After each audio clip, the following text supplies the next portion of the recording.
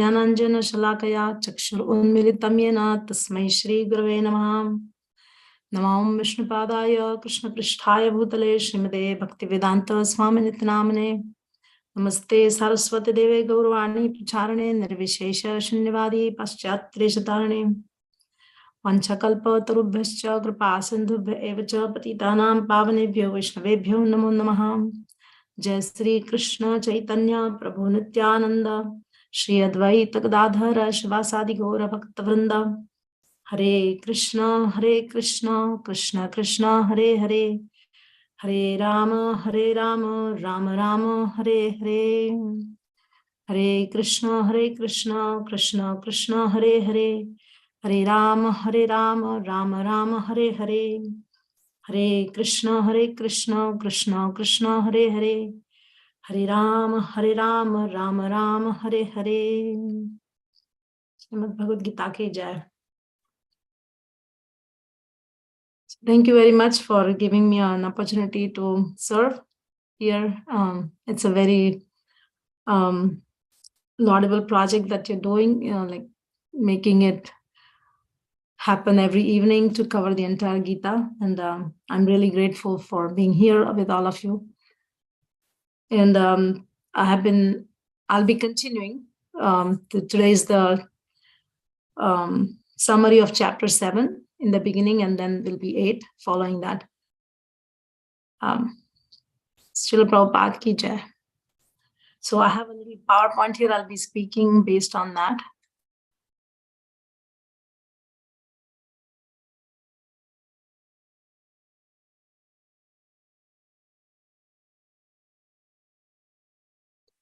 So this is the chapter, and the original Sanskrit name for this is Jnana Vijnana Yoga. The English translation by Srila Prabhupada for this heading is Knowledge of the Absolute. And I'll be basically covering it in this way. The flow of philosophy that is coming from the previous chapter to this chapter, and also within this chapter, how is the philosophy presented. And then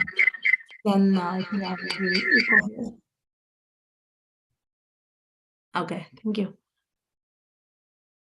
The second, I'll look at some of the important concepts within this chapter, since it's limited time, and sometimes we know all the verses. We have always been reciting the verses, so there's nothing new in there. Even, I would say, even the philosophy, the flow of philosophy, the summary of the chapters, we many times go through that. But I just wanted to touch base upon some of the important points or concepts that came across in this chapter, so we can take something home, kind of thing. And then the third thing is always my favorite, which is the practice points for all of us that we can meditate upon by the end of this small class, so that there's something that we can connect to and remember always. And a little recap here upon what we have been doing. So as has been spoken in the beginning, and I saw the introduction videos by other Prabhujis, they mention how bhakti is in the center of the Gita. It is protected from the superficial readers, that people sometimes flip through the pages and they can conclude anything that they come across during that flipping of the pages. And that's why bhakti has been protected in the middle part, where the beginning is the karma yoga and it leads to bhakti in the middle.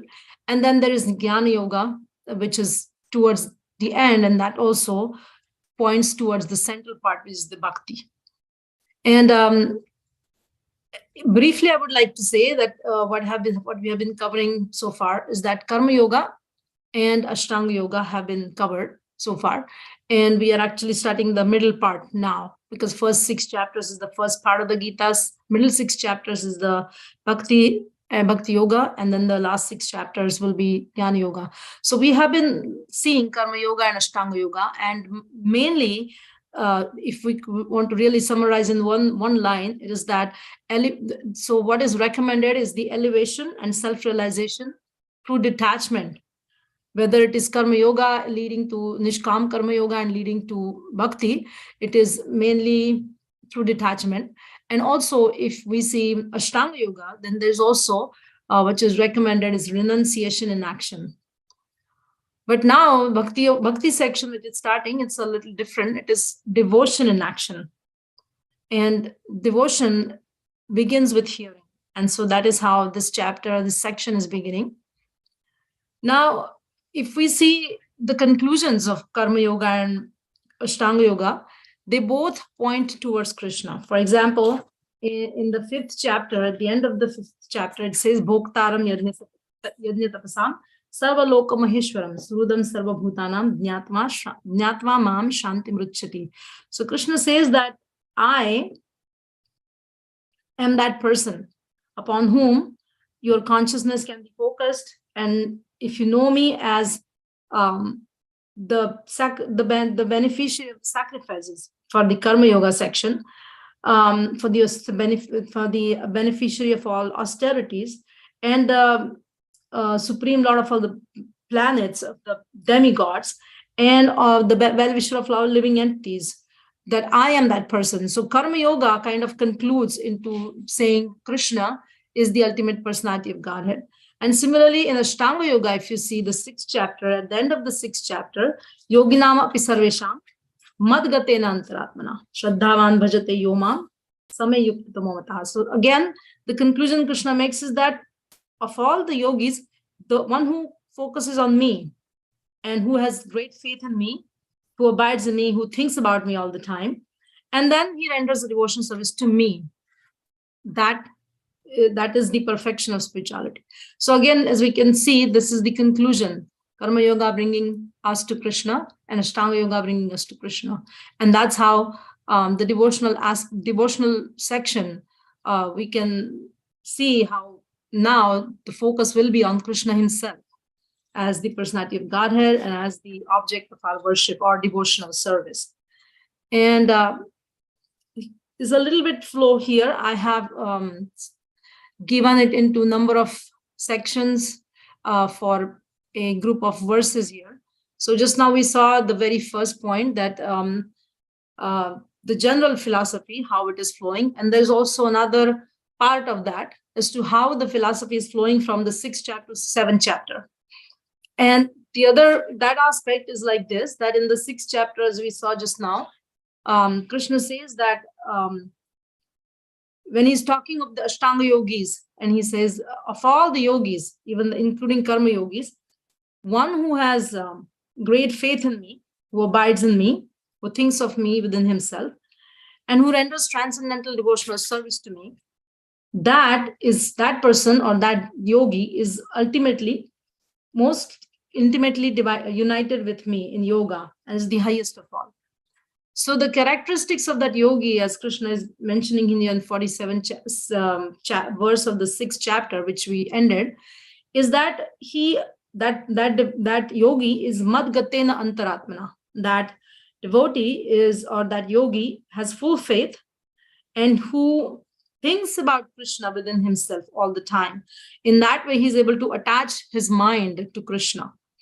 So 7th chapter begins by Krishna saying, how does that yogi will attach the mind to Krishna, or how a general student of the Gita can learn about how to attach the mind to Krishna, and that way remain madgatena antaratmana. And that's how this chapter has been transferred from the philosophy is transferred from 6th to 7th chapter. And I will go over the summary that will include a group of verses for a theme. So first 3 verses, they basically speak about the glory of the Supreme Lord and hearing from Krishna himself how he is God and how he is the origin of the entire phenomenal and numinous worlds. And Krishna mentions that realized knowledge of this type is very rare. Then Krishna speaks directly about his own self, and that's why this chapter is known as Knowledge of the Absolute. Krishna has been speaking about himself in the first 6 chapters, mentioning how in the 3rd chapter, in the 2nd chapter, Yukta Asita Matpara. So you depend upon me completely. Similarly, in the 3rd chapter, he mentions the same way. And he also mentions in the 6th chapter that he is that Paramatma who is in the heart. But he hasn't spoken very specifically about who he is and what is his potency. And that knowledge he will speak now in the 7th chapter, that he's just beginning. And that section in 4 to 11, 4 to 12 verses is the knowledge of Krishna's energies. So first, he speaks in the first, 4th, and 5th verse, his material and spiritual energies. And they are all in all. There is nothing more than the material and the spiritual energies in this entire universe, and the spiritual sky as well. So that exhaustive information about Krishna's energies is there. And then in the 6th and the 7th verse, Krishna mentions that he himself is the creator, maintainer, and destroyer. And in the verses 8 to 12, he mentions that he is all pervasive, he is the essence of all, and is also the originator of the modes of nature. And the next section is from 13 to 19 verses, and it says how to surrender unto Krishna. Surrendering unto Krishna comes into these sections, verses 13 and 14. It's been mentioned that how the jivas, living entities, are deluded by modes. But that's why we need to surrender to Krishna, and we have to transcend beyond these modes. And then verses 15 and 16 will speak about the 4 types of people who will worship Krishna and 4 types of people who will not worship Krishna. But 17 and 19 will conclude that the rare pure devotees will be surrendering to Krishna, but they will not only do the devotional service, but they will have complete knowledge. So in this way, this is the section for surrendering unto Krishna. And then the next section is from verses 20 to 25, which is mainly about worship of the Devi Devatas, and they call demigods. And then also there's a mention about the impersonal aspect of Krishna's worship, or worship of the absolute. In that, verses 20 to 23 are about how the demigod worship is ultimately supervised by Krishna, how it is ultimately blessed by Krishna. And then verses 24 to 25, it is about the impersonal worship, and that is incomplete.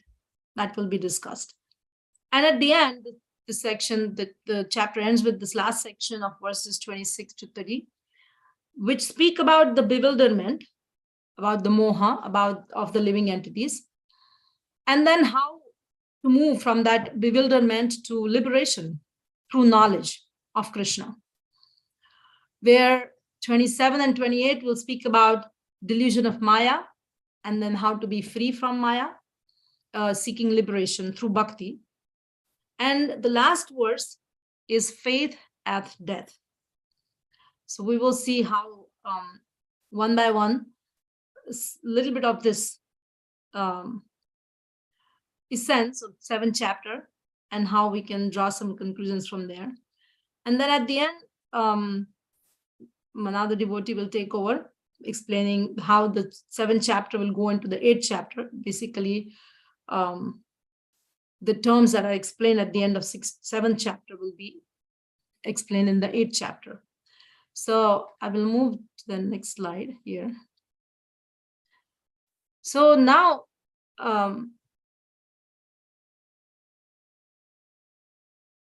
mainly I will speak about these important concepts, and while speaking about these concepts, we will most likely cover the entire chapter. We'll look at different points, different aspects, and we will go over some of the main important points.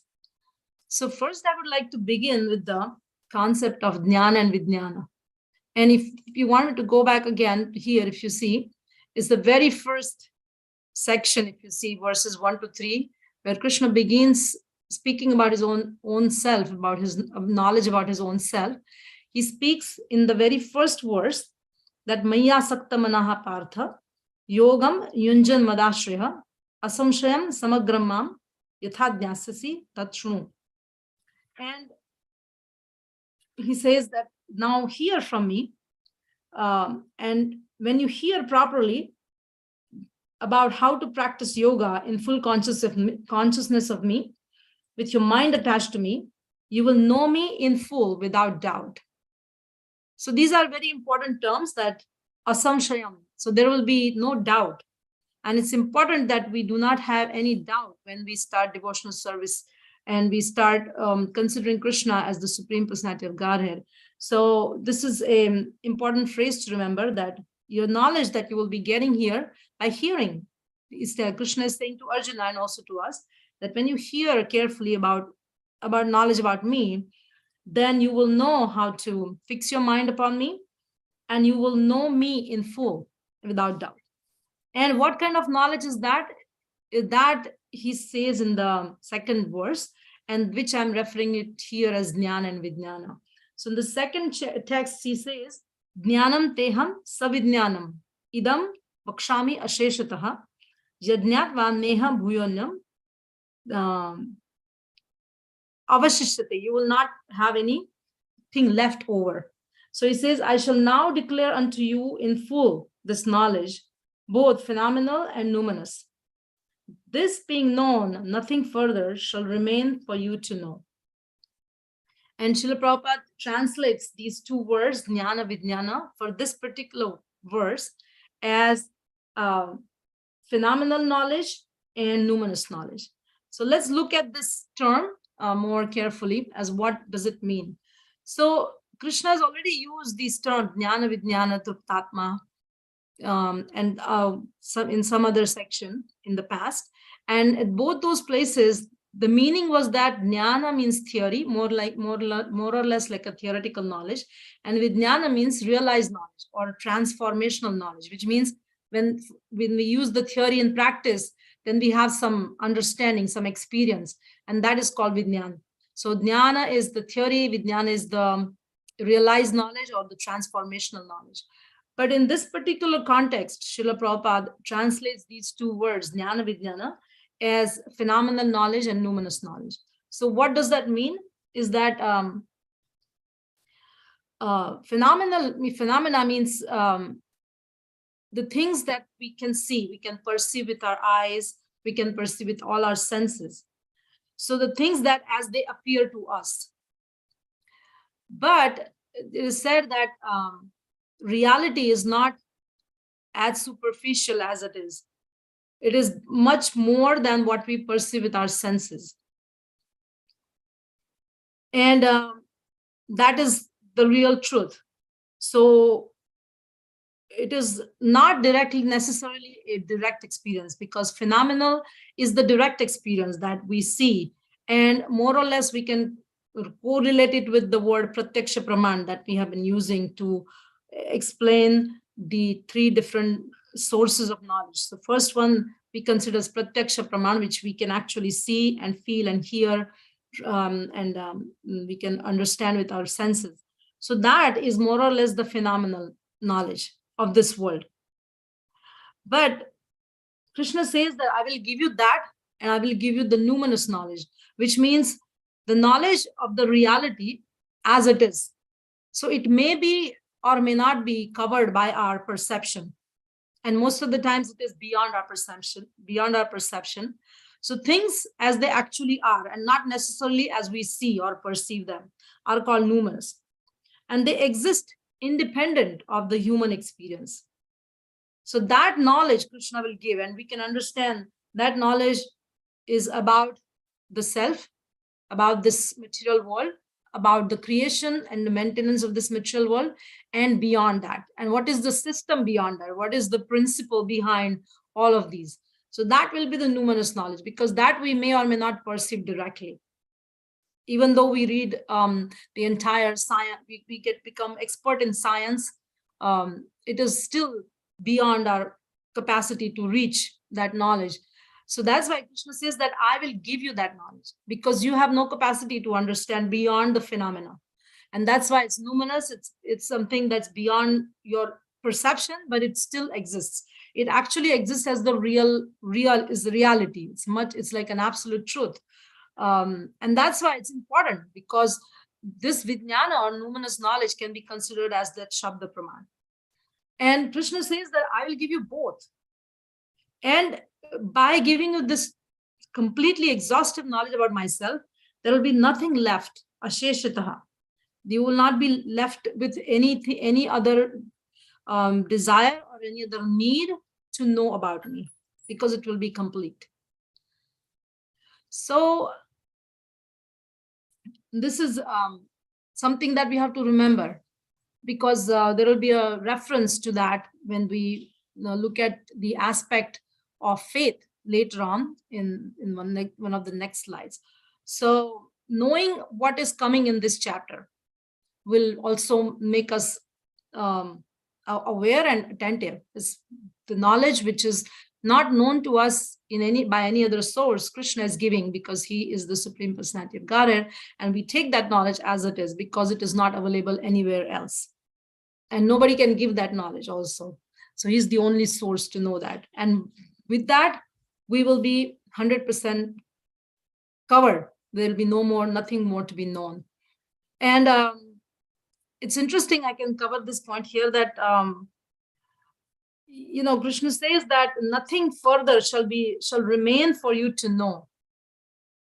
But at the same time, later on, if we see in the 10th chapter, Krishna will say, while speaking about his opulences, that there is so much to tell you about my opulences that there is no end to my opulences.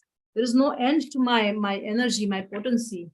And that mainly I'll open this particular verse in the 10th chapter, verse 40. It says, Na antosti, na anta asti, mama divyanam vibhutinam parantapa. There is no end to my divine manifestations. And what I have spoken to you is but a mere indication of my infinite opulences. So sometimes it may appear to us a little contradictory that here Krishna is saying that if you know this knowledge from me in the 7th chapter of the phenomenon and the numinous knowledge, then nothing else will be left for you to know. But then later on he says that, but my knowledge is endless. And how much can I explain to you about myself? There is no end to my glories. And what I'm saying is only a small particle of the entire knowledge. So how do we understand this? So the understanding is like this, that Krishna is giving the knowledge in principle here. And if we know the entire principle, then there is no need to know the details. Or the details may not be covered because the details are unlimited.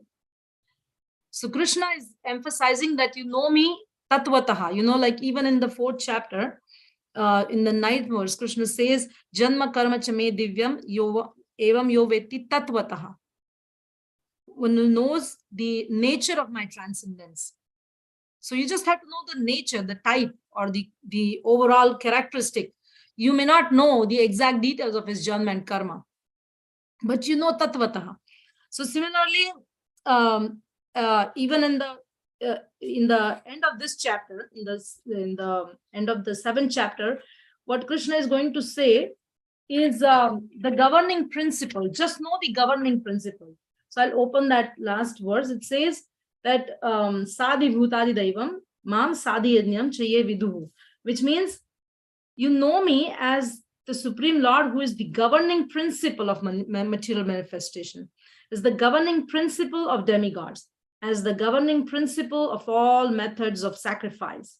Then you will know me for sure.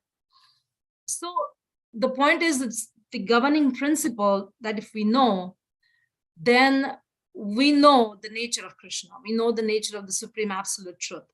And that's why the way Krishna will explain knowledge in this chapter will be the essence of it, will be the governing principle of it. And that's why he does not have to go into details. And he cannot go into details because they're unlimited. And we do not have a capacity to hear all of that, because it will never be a possibility for an Anu Atma, for the minute souls like us, because he's the Vibhu Atma, he's the greatest. And that's how we understand this term, Asheshataha, which is exhaustive knowledge. And I hope this also helps us. in some way to get attracted to the essential knowledge that Krishna is giving. Now comes the let me go back to this.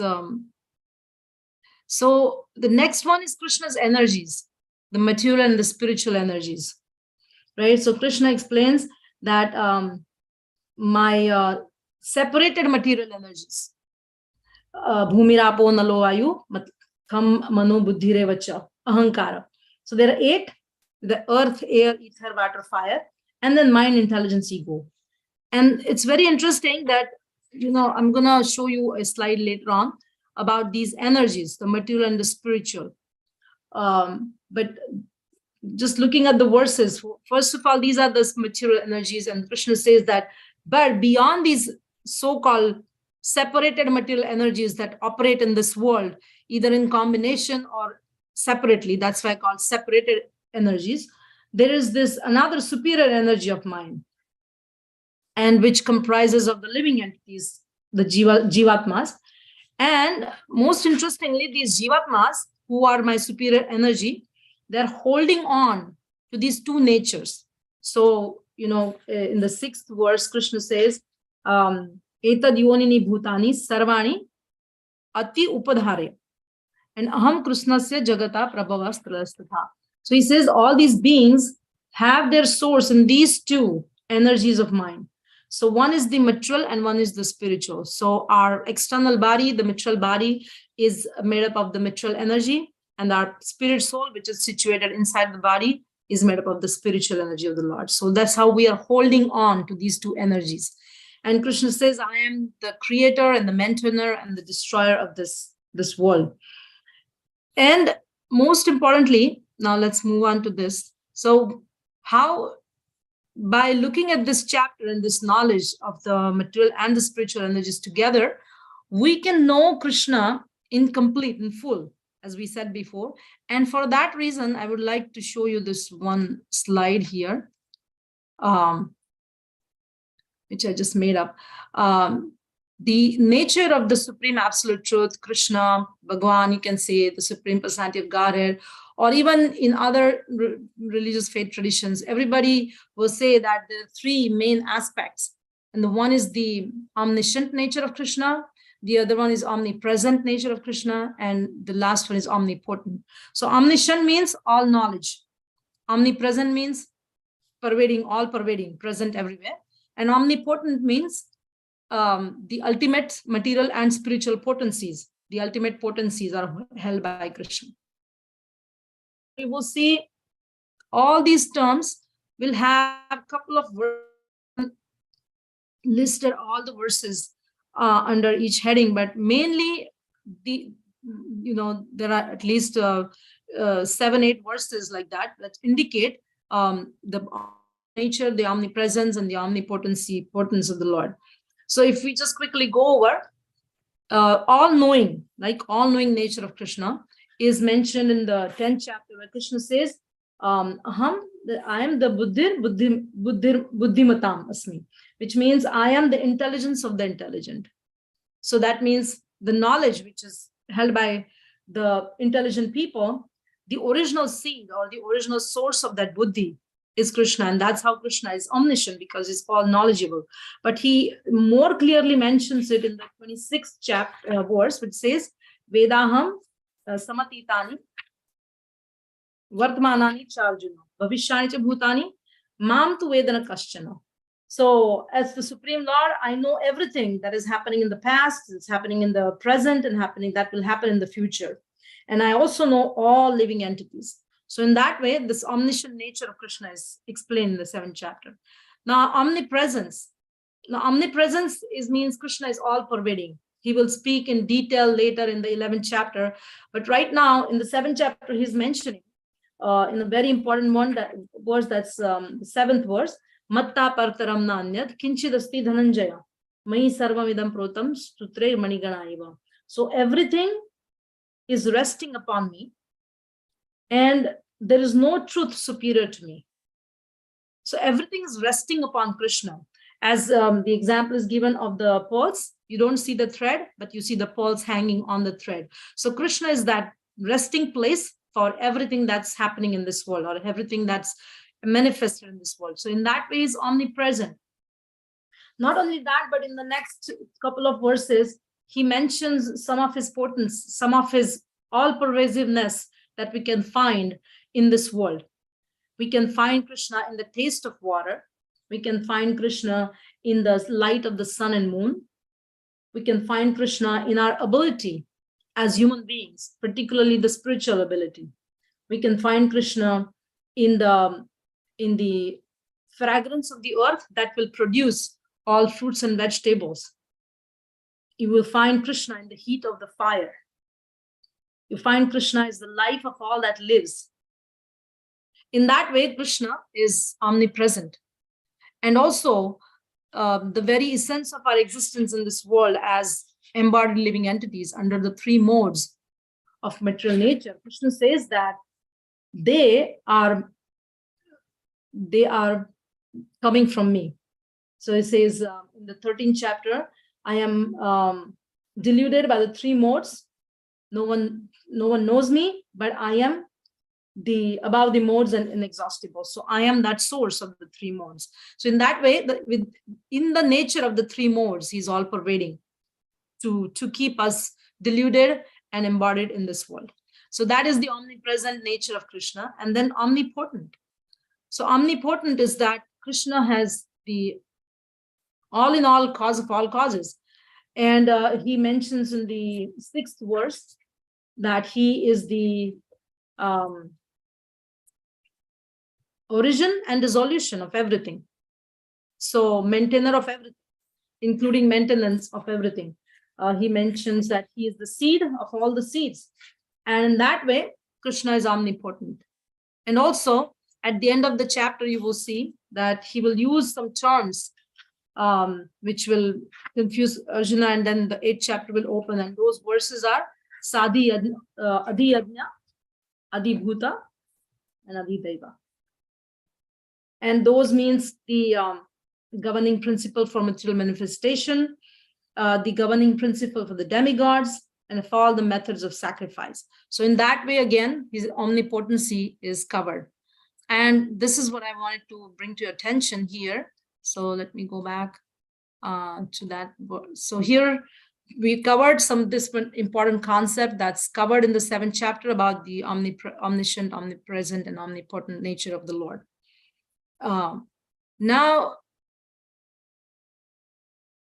the next point is that I'll show you this one. So here I can, when we were speaking about the material energy and the spiritual energy, Krishna says that my 8 separated material energies, and then there's the superior energy that is composed of the spirit soul, and the spirit soul, on all these spirit souls who are embodied in this world, they're holding on to these 2 energies of mine. And so here's a point to meditate, that my body is, of course, is made up of earth, air, ether, water, air, fire. So this is perishable. That is the definitely, as per mentioned in the verse here, Bhumirapo Nalovayu Kammano Buddhirevacha. So that are my separated energies. So even my mind, intelligence, and ego, and I'm showing them in the brain because the brain is the interface for these mind, intelligence, ego, for the soul. And that's how they are also separated energies, material energies of Krishna. So whatever is left is the soul and the super soul. And Krishna says they are mine. They're part and parcel of me. I'm the super soul and the soul is a part of me. So the question is, what is mine in this body and mind and soul? Nothing is mine, right? So that's something I wanted to bring to your attention again as an important concept in this chapter. Now let's go back to see if there's anything else. I think I'll move on to the next. So some of the practical points. Now I'm going to see the time. Yeah. Some of the practical points for us is that we saw this particular point, that who am I and what is mine. So here's when we look at the chapter, this is the opportunity for us to meditate on this constantly, not just for one day, but to always remember in the back of our mind, in the back of our consciousness, who am I and what is mine? And when we see this picture, we can remember that nothing is mine, everything is Krishna's. And so we can think about ourselves internally as the superior energy of the Lord, who's a part and parcel of Krishna as spirit soul and present in this temporary body. So in that way, we can always remember and meditate upon who we are with the help of this knowledge. Now, one other practical point that happens in this chapter is about demigod worship, the worship of the Devi Devatas.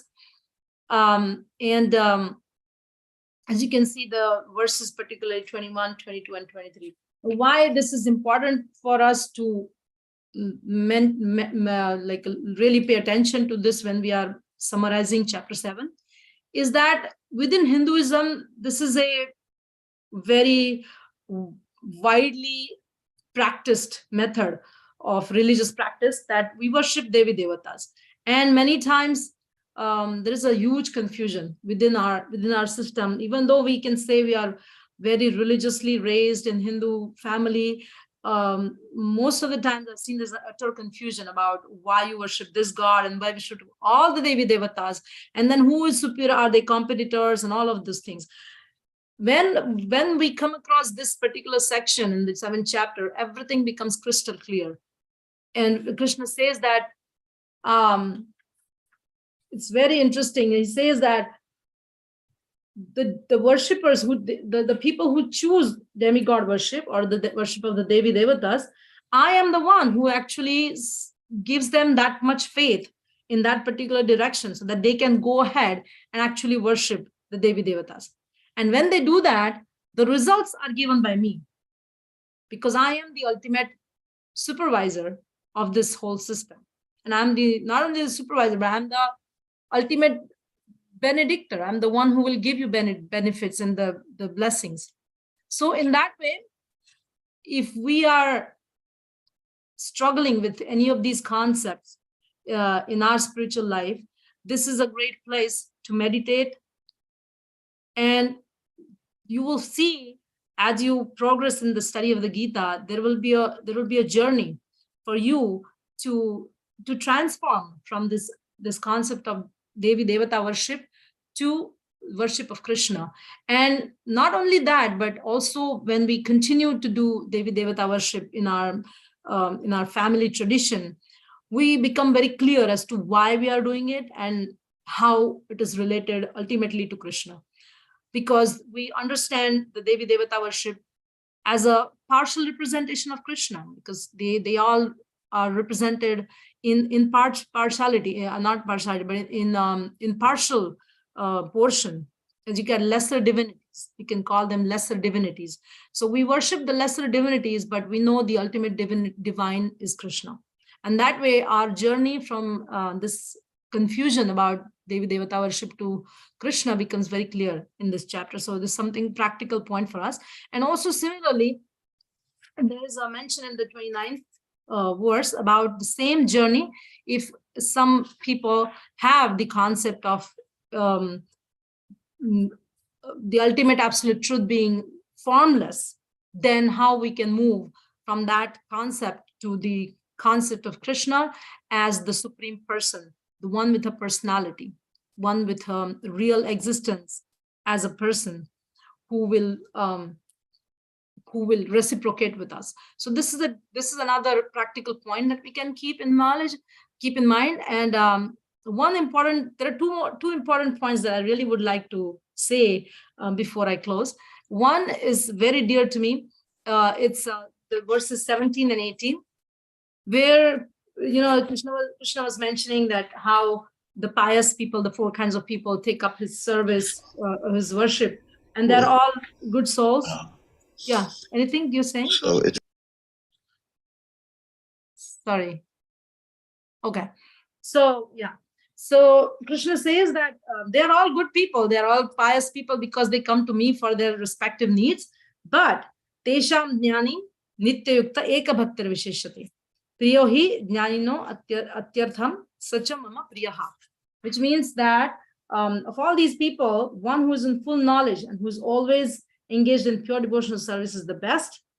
And I'm very dear to him and he's dear to me. So Krishna is saying that the devotee is doing the devotional service, but he's in full knowledge. And that is the best. And then the next verse, he says that one who is situated in knowledge of me, I consider very dear, because he's engaged in the service as well as he's engaged, as well as he's established in knowledge. And that is the highest and most perfect goal. So a practice point for us is that we need to be established both in knowledge and devotion. It's very, very important. It's not just about doing the rituals. It's not just about picking up any particular limited aspect of bhakti, because knowledge is equally important. We have to be well versed in Bhagavad Gita. We have to be well versed in all the books of Srila Prabhupada, because Krishna is saying that that person is the best. And one last point I would like to mention is this. I'm going to the last verse now. That this chapter brings faith. If you particularly read these two last verses, especially the 30th verse, and in the beginning, as we saw, Krishna said that I'll give you this phenomenal knowledge, the numerous knowledge, and nothing else will be left for you to know about me as God. That is the appeal of Krishna to strengthen our faith. And as we go through this chapter, by the end of the chapter, we should have a complete faith in Krishna. Because Srila Prabhupada mentions, I will read one line from the last, the 30th verse, that from the purport, that Srila Prabhupada says that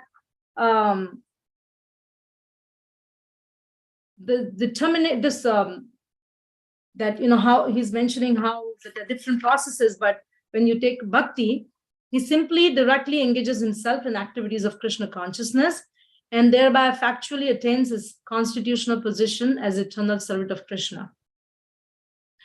And he's convinced that by his doing so, all his objectives will be fulfilled. And this determined faith is called Drudha Vrataha, and it is the beginning of Bhakti Yoga, or transcendental loving service. That is the verdict of all scriptures, and the 7th chapter of the Gita is the substance of that conviction. So it's a very beautiful paragraph. It says that we need to get this faith by looking at the most exhaustive knowledge about God, and he's himself giving it to us. And that we can know through these two things, which Krishna speaks, phenomenal and numinous, can also be termed as transcendence, which Krishna is God, and then the immanence, which is the kind of opposite of transcendence. But so transcendence is Krishna is God, like when Krishna says, Sutre Mani Ganaiva, right? So that particular verse, he says, Matta Partaram Nanyat Kinchidasti Dhananjaya, that everything rests upon me, and I am the most superior truth, absolute truth. So that is the transcendence of Krishna that we learn in this chapter. And then we learn about the immanence of Krishna, which means we find Krishna in the material world. And we saw that a couple of verses where Krishna says who he is, the essence of the essence of everything that we use in this world, like fire is the taste of water, is the sunshine, the moonshine, and the fragrance of earth. That is the immanence, because we will find that how these material objects or the material resources that we use, they're actually connected to Krishna. They're part of Krishna. So that is the immanence, that we find Krishna in this material world. So with these two combinations, we will be able to have a complete faith in Krishna. And in that way, our actual Bhakti Yoga journey will begin, because this is just the beginning chapter in the Bhakti. So Krishna says that you better make your faith determined, you have Drudha Vrataha, and then you go on, because then your real Bhakti can start. So this is a very, very crucial chapter from that perspective. I just want to read one last line that Srila Prabhupada mentions in the 20th verse, and because that is the glory of Srila Prabhupada, actually. That's why I would like to bring this line to you, that he says that all the devotees, the pure devotees, traverse this earth just to recover us from the delusion. Now, we didn't touch upon this part, but there are couple of verses that say that we are bewildered in this world. And what are we bewildered about? About the duality, about this duality of this world, good and bad. And we are constantly born and dead in this delusion itself. We never come out of it unless we are helped from outside by the spiritual master and the scripture. So Srila Prabhupada mentioned in that connection that all the pure devotees, they traverse this earth just to recover us from this delusion. And again, once we are removed from the delusion, that means we are fixed in knowledge. That is the theme of this chapter. So Srila Prabhupada is that pure devotee who literally traversed this earth a few years ago. And his goal was just to recover all the living entities from that delusion of duality, which came due to ignorance or lack of knowledge. So he came, he established us in the knowledge. Even though he's not physically, he has his books with us, which give this knowledge to us. That's coming from Srila Prabhupada's words in his Bhaktivedanta purport. So I would like to stop here, and I know I have a limitation because we have to look at chapter 8 now. And I really thank, and I'm sorry in the beginning, sometimes I take a little time to catch up, but then ultimately I settled down. So I hope you didn't feel a little, stress in the beginning when I was presenting. And I know it's 45 minutes, so there's another tension a little bit. But thank you again for listening.